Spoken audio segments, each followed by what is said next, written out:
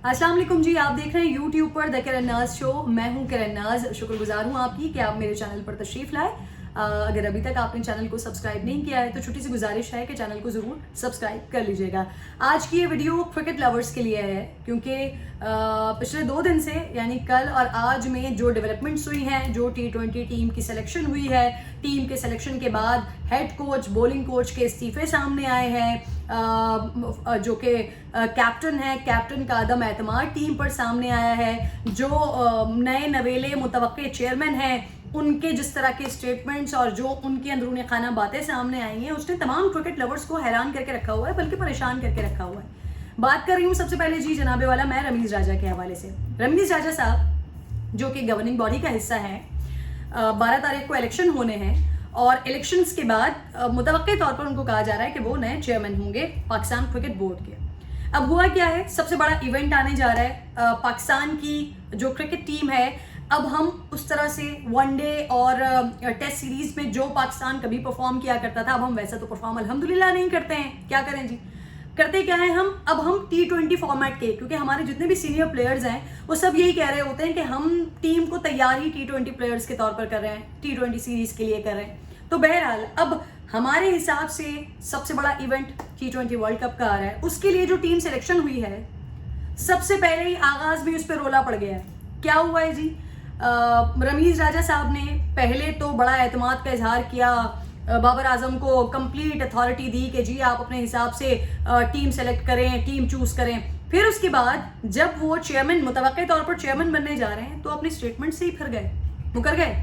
आपने आगाज में ही कैप्टन को कंफ्यूज कर दिया, उसको परेशान कर दिया। अच्छा, ये सारी बातें और थोड़ी सी नाराजगी और गुस्से का इजहार मैं इसलिए कर रही हूँ क्योंकि जो मैंने नंबर्स देखे हैं, जो गेम देखा है उन लोगों का कि जो जा रहे थे बाबर आजम के वो टीम का हिस्सा हो, उनको रिजेक्ट करके जो दीगर लोगों को शामिल किया गया है, वो कितने बड़े फन्ने खान हैं, कितने बड़े बड़े फन्ने खान हैं। उनके जब मैंने आदाद शुमार देखे तो मुझे समझ नहीं आया कि किस बेस पर रमीज राजा ने उन नामों को, जो फखर जमान, माफ कीजिएगा, जो बाबर आजम डिमांड कर रहे थे, उन नामों को साइडलाइन करके उन नामों को इंजेक्ट किया या टीम में घुसेड़ा है। उनके में मैं तमाम जो है ना, आप लोगों को आदाद शुमार है, नंबर्स भी आपको बताऊंगी। अच्छा, जो नई डेवलपमेंट्स हैं पहले थोड़ा सा उस पर बात कर लेते हैं। ये जो वकार यूनुस और मिसबाउल हक के हवाले से भी कुछ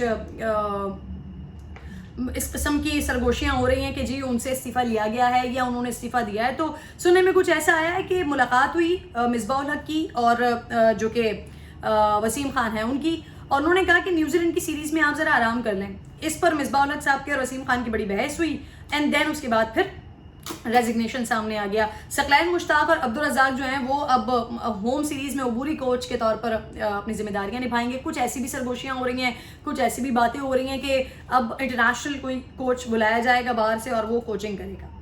अच्छा, अभी जो 15 रुकनी स्क्वाड सामने आया है ना, जिसमें 5 बैट्समैन है जनाबे वाला, 2 विकेट कीपर्स हैं, 4 ऑलराउंडर्स हैं, 4 फास्ट बॉलर्स हैं, इनमें से कुछ नाम ऐसे हैं जिन पर बड़ा एतराज है बाबर आजम को। वो नहीं समझते कि टीम का हिस्सा इनको होना चाहिए, लेकिन रमीज राजा समझते हैं कि जी इनमें से अगर कोई एक चल पड़ा तो बात बन जाएगी, वर्ल्ड कप तो फिर हमारा ही है, और अगर भाई नहीं चला तो फिर रिटर्न टिकट हमारा है। मतलब हम इफ एंड बट पर इतने बड़े इवेंट के लिए प्लानिंग करें कि अगर वो चल पड़ा तो बेहतरीन काम हो जाना है। नाम सुनिए जी, आसिफ अली हैं, आजम खान है, हारिस रऊफ हैं, हसन अली हैं, इमाद वसीम हैं, खुशदिल शाह हैं, मोहम्मद हफीज़ हैं, मोहम्मद हसनैन, मोहम्मद नवाज, मोहम्मद रिजवान, मोहम्मद वसीम जूनियर, शाहीन शाह अफरीदी, सुएब मकसूद, ये वो नाम हैं। अच्छा, अब जो बाबर आजम की तरफ से डिमांड किए जा रहे थे, बाबर आजम ने जिन 4 लोगों को वो समझते हैं कि इनको टीम का हिस्सा होना चाहिए, वो हैं फ़हीम अशरफ, फ़खर जमान, शर्जील खान और उस्मान कादर। जबकि जो इनकी बात को रिजेक्ट करके, इनकी सिलेक्शन को रिजेक्ट करके जिनको इंजेक्ट किया गया है, आजम खान, सुहेब मकसूद, खुशदिल शाह भी, फिर इनके बारे में भी मैं ज़रा आपको आगे चल के डिटेल बताती हूँ कि ये कैसे बड़े बड़े शाहकार हैं जिनको वर्ल्ड कप के लिए, T20 वर्ल्ड कप के लिए सेलेक्ट किया गया है, जिनके ऊपर इतना बड़ा एतमाद किया जा रहा है कि अगर इनमें से कोई एक भी चल पड़ा तो भैया वर्ल्ड कप हमारा है, वरना मैं समझती हूँ कि रिटर्न टिकट ही हमारा है। मतलब इस तरह की पथेटिक किस्म की जो आप लोगों ने सिलेक्शन की है,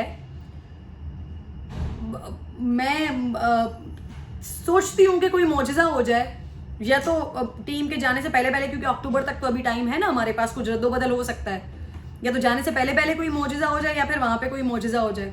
अच्छा, बहुत सारे जो सीनियर प्लेयर्स हैं जनाबे वाला, वो ये कह रहे हैं कि बाबर आजम अपने आप को कहते हैं कि मैं इमरान खान जैसा कैप्टन हूँ। तो जो सीनियर प्लेयर्स हैं वो कह रहे हैं कि इमरान खान तो अपना रेजिग्नेशन अपनी पॉकेट पे रख के घूमते थे।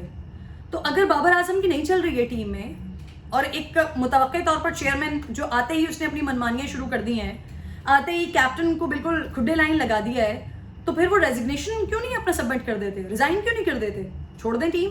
अगर वो अपने आप को इमरान खान कहते हैं और अगर आपकी चलती ही नहीं है, अगर आपकी कोई कुछ है ही नहीं, कोई सही नहीं है, तो फिर छोड़ देना। जब आप अपनी मर्जी से आपको टीम नहीं मिल पा रही, ये सही बात है सीनियर प्लेयर्स की। फिर सीनियर प्लेयर्स ये भी कह रहे हैं कि ये सबसे बड़ा क्वेश्चन मार्क तो पीसीबी के ऊपर है ना, कि एक वो शख्स जो अभी चेयरमैन बना नहीं है, उसने चेयरमैन बनना है। 12 को इलेक्शंस होने हैं, 13 तारीख को ओहदा मिलना है, और उससे पहले ही, मतलब आज 7 तारीख है, 7 सितंबर है, आज ही से मामला शुरू हो गए, कल और आज में गड़बड़ शुरू हो गई। अच्छा, वकार यूनुस और मिसबा उल हक के रेजिग्नेशन लिए गए या उन्होंने खुद नाराजगी के तौर पर दे दिए, बहरहाल उन्होंने तो रिजाइन कर दिया। आप सकलैन मुश्ताक और अब्दुल रज़ाक मामला को देखेंगे। बट इससे एक चीज़ आप लोगों को याद होगी, पिछले दिनों मोहम्मद आमिर ने जब रिटायरमेंट का ऐलान किया था, तो उन्होंने इसी बात को पॉइंट आउट किया था कि मैनेजमेंट का जो बिहेवियर है वो उनके साथ सही नहीं है, और वो एहसान मानी की तरफ इशारा नहीं कर रहे थे, वो इशारा कर रहे थे वकार यूनुस और मिसबा उल हक की तरफ, उनके बिहेवियर्स के हवाले से। वो कह रहे थे कि जब मैंने टेस्ट क्रिकेट से रिटायरमेंट लिया तो मुझे ये ताने दिए जाते हैं और लोगों को ये तासुर देने की कोशिश की जाती है कि जी मैंने क्योंकि अपने लीग्स खेलनी है तो इस वजह से मुझे मैंने यहाँ से रिटायरमेंट ले लिया, मैं मुल्क के लिए नहीं खेलना चाहता हूँ। लेकिन मैंने जहाँ जहाँ मुल्क के लिए परफॉर्म किया है, मैंने हमेशा कामयाबी हासिल की है। सो बड़ा डिसहार्ट हुए थे। अब उनके बारे में भी इस तरह की इत्तलात आ रही हैं कि शायद वो भी कम बैक करें, लेकिन मेरे पास कुछ इस तरह की कंफर्मेशन भी आई है कि अगर वो कम बैक करेंगे भी तो ये इंटरनेशनल इवेंट T20 का निकल जाने के बाद करेंगे। अच्छा, अब ज़रा मैं आ जाती हूँ इस बात पर कि जहाँ पर तमाम क्रिकेट के जो फैंस हैं वो कह रहे हैं कि ये रमीज़ राजा क्या कर रहे हैं टीम के साथ। सारी दुनिया में वर्ल्ड कप के लिए, T20 के लिए, वनडे के लिए, टेस्ट सीरीज़ के लिए जो टीम सिलेक्शन होती है वो अपने मुल्क के लिए होती है, अपने मुल्क के वक़ार के लिए होती है, अपने मुल्क की क्रिकेट के लिए होती है, अपने मुल्क के नाम के लिए होती है।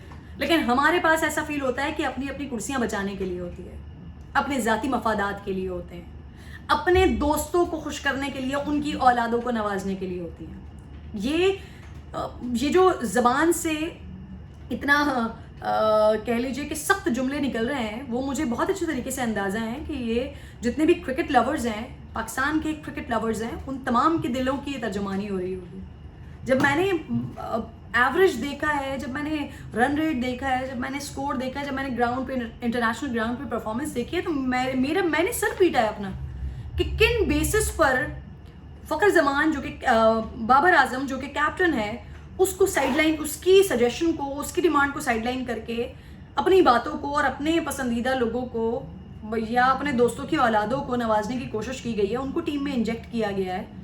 और फ़खर बाबर आजम के लिए ये कहा गया है कि जी वो परफॉर्मेंस पे तवज्जो दें, टीम की सिलेक्शंस पर और टीम में लोगों के आने और जाने पर ज़्यादा तवज्जो ना दें। ये रमीज़ राजा साहब ने मैसेज पहुँचाया है जी बाबर आजम को। अब सुनिए, जो मैं आप लोगों को बता रही थी कि फ़हीम अशरफ, फ़खर जमान, शर्जील खान और उस्मान कादिर, ये डिमांड किया गया है बाबर आजम की तरफ से। उनकी जगह रमीज़ राजा साहब ने जो इंजेक्ट किए हैं लोग, वो कौन है? आज़म खान, सुहेब मकसूद, खुशदिल शाह, ये वो लोग हैं जो इंजेक्ट किए गए। अब ज़रा सुनते जाइए। आज़म खान, ज़बरदस्त इन्होंने काम किया माशाल्लाह से। मोइन खान साहब के साहबजादे हैं, माशाल्लाह माशाल्लाह, अल्लाह ताला नजर बद से बचाए। 3 मैचेस खेले इन्होंने इंटरनेशनल।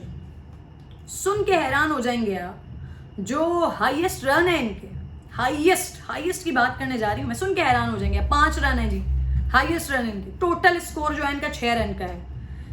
लंबे लंबे छक्के मारते हैं, बड़ा ज़बरदस्त खेलते हैं, लेकिन अपने घर में, जैसे वो कहते हैं ना कि छोड़ें जी, बड़ी अजीब सी बात हो जाएगी कि कुत्ता भी अपने इलाके में शेर होता है। तो ये उस तरह की बात है कि 3 मैचेस इंटरनेशनली खेले हैं, 5 रन 6 रन टोटल, 5 रन का हाई स्कोर है, आपने टीम में शामिल करके ये सोच के शामिल कर दिया कि अगर ये चल गया तो वर्ल्ड कप हमारा है। अच्छा जी, अब जरा खुशदिल शाह साहब की तरफ आ जाइए। इन्होंने 9 मैचेस खेले, 130 इनका टोटल रन है, हाईएस्ट जो इनका वो है 36 रन का और 21 का इनका एवरेज है। अब आ जाते हैं जनाबे वाला, हम बात कर लेते हैं जरा शुएब मकसूद साहब की। इन्होंने T20 के 26 मैचेस खेले, जो इनका हाईएस्ट रन रेट है वो है 37, 273 इनके टोटल रन है, 11 छक्के मारे इन्होंने, मिडिल ऑर्डर बैट्समैन है ये, और इनका जो एवरेज रहता है वो 13 का एवरेज रहता है। अच्छा, अब मैं ज़रा बात करने जा रही हूँ आज़म खान की, बल्कि आज़म खान के हवाले से मैं आपको बता चुकी हूँ। अब ये आप लोगों ने सुन लिया ना, ये स्टैटिस्टिक्स आपने सारे देख लिए कि किसके क्या रहे, कितने महान महान प्लेयर रहेंगे अपने अपने होम ग्राउंड पे, कैसे कैसे इन्होंने जो है ना कारनामे अंजाम दिए हैं। इंटरनेशनली जाकर ये खुश हो जाते हैं, मतलब किसी ने 3 मैच खेले, किसी ने 5 मैच खेले, किसी ने 9 मैचेस खेले। और प्रायोरिटी किन लोगों पर दी गई है?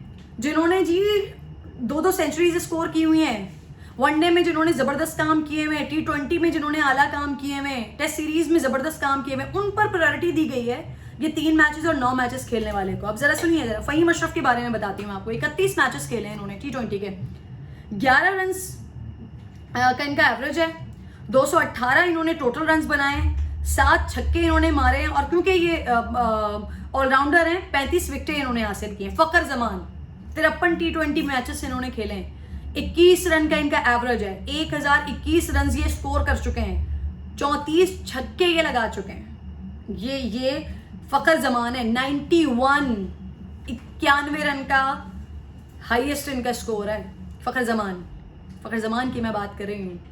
फकर जमान वो वाहिद प्लेयर है जिसने डबल सेंचुरी स्कोर की है, जानते हैं आप तमाम लोग बहुत अच्छे तरीके से। शर्जील खान T20 के इन्होंने मैचेस खेले हैं जनाबे वाला 25 मैचेस खेले हैं इन्होंने, 22 की इनकी एवरेज है, 406 रन इन्होंने स्कोर किए हैं, 15 इन्होंने छक्के लगाए हैं, और हाईएस्ट जो इनका रेट है वो है 59। देख रहे हैं आप, एक तरफ जो इंजेक्ट किए गए हैं उनका हाईएस्ट किसी का 5 रन है और किसी का 6 रन है।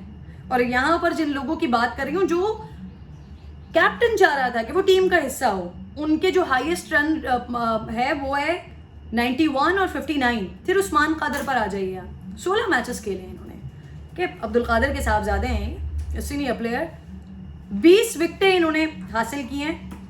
ये बॉलर हैं, बॉलिंग एवरेज इनका 16 रन का है, और ये इकोनॉमिकल बॉलर हैं। उसके बारे में भी मैं आपको बता देती हूँ, ये वो बॉलर होते हैं जो पिटते नहीं हैं। मतलब ऐसा नहीं है कि जी बॉल पे बॉल फेंके जा रहे हैं, रन पे रन बनते जा रहे हैं, बॉलर परेशान, टीम परेशान कि विकेट क्यों नहीं आ रही है। तो ये वो वाला बॉलर नहीं है, ये पिटने वाला बॉलर नहीं है। हार्डली 7.5 7.8 के बाद विकेट इनकी होती है। ये वो प्लेयर्स हैं।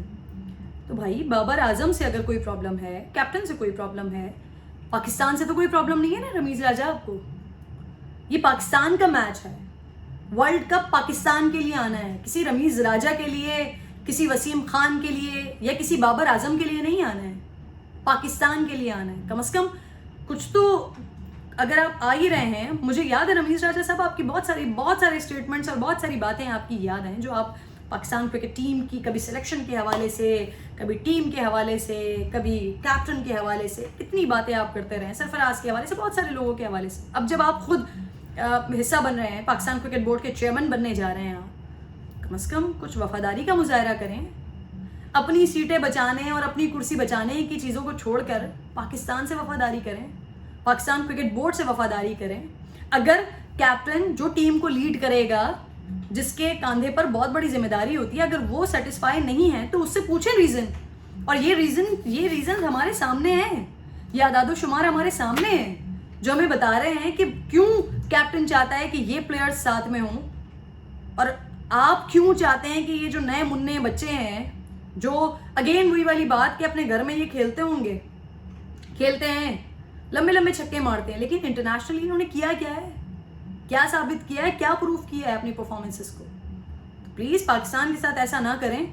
अभी हमारे पास टाइम है, अक्टूबर तक रद्दोबदल हो सकता है, तो कोशिश करें कि जब आपके पास ये ओहदा आ जाए तो कैप्टन को इतना कॉन्फिडेंस दें कि वो वाकई ये जो पाकिस्तानी सारे एक्सपेक्ट करते हैं ना कि शायद हम वर्ल्ड कप हमारा हो जाए, ये सिर्फ एक्सपेक्टेशन ना हो, ये हकीकत का रूप धारे। लेकिन उसके लिए पीसीबी को, सिलेक्शन कमेटी को, मुतवक्के चेयरमैन को अपना क़िबला दुरुस्त करना पड़ेगा, वरना बातें ही होती रहेंगी।